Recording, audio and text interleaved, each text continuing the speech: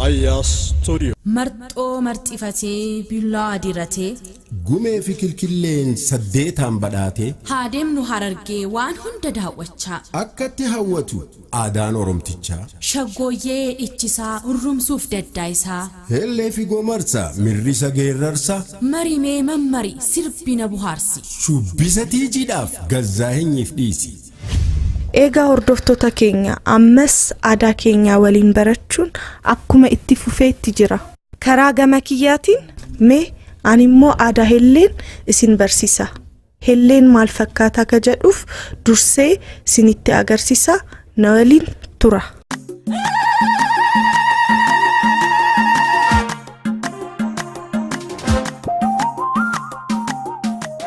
Helleen kana fakkaata.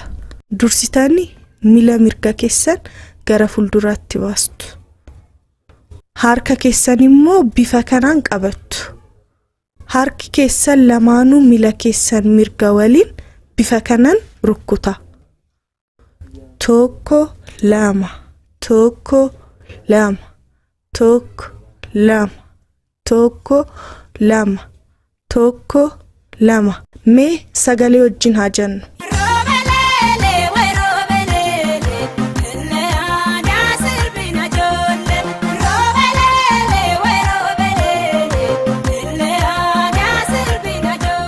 Yeroo baay'een aadaan hellee cidaarratti sirbamuu fi shubbisamuun beekama.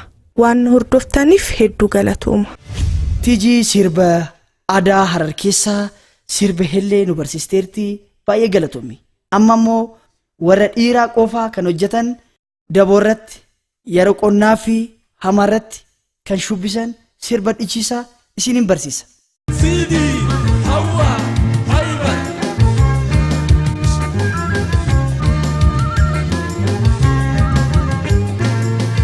Kana fakkaata.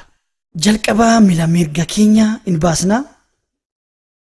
Ol jennee yeroo deebinu mila lamaanuu keenya qilleensa irratti tura. Mee ayaallu tokko lama tokko lama tokko lama mee jedhame. Kana hojjechaan harka mirga keenya irratti meencaa qabannaa. Waliin sirbinume tokko lama tokko lama tokko lama tokko lama tokko lama tokko lama tokko lama gaariidha mee lama tokko lama tokko lama tokko lama tokko lama tokko lama tokko lama.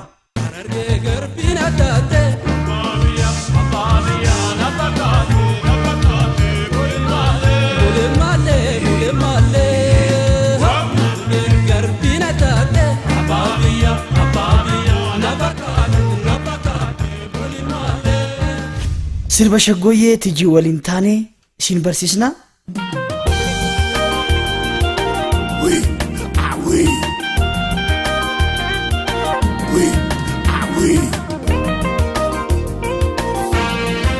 Kana fakkaata. Tijii koo kan dubartoota barsiisiti irra deebinee waliin hojjenna. Amma immoo isin waliin haa jennu. Dursitanii fuula keenya gara bitaatti garagalla. Itti aansuudhaan harka keenya lamaanuu gara bitaatti diriirsina. Xiqqoo ishee jilba keenya dachaasna. Amma immoo faallaatti harka keenya gara mirgaatti deebisna. Mee bitaa mirga bitaa mirga bitaa mirga bifa kanaan hojjanna jechuudha. Kana itti aansuudhaan tokkoffaa fi lammaffaa irratti yeroo milli keenya dachaa'u sadaffaa irratti ni dhaabbanna. Tokko lama sadii tokko lama sadii tokko lama sadii tokko lama sadii tokko lama sadii. Mee dhiira waliin muuziqaadhaan haa hojjennu.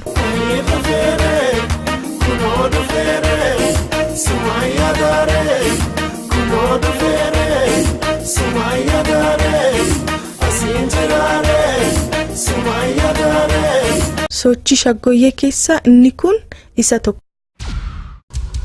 Raya Studio.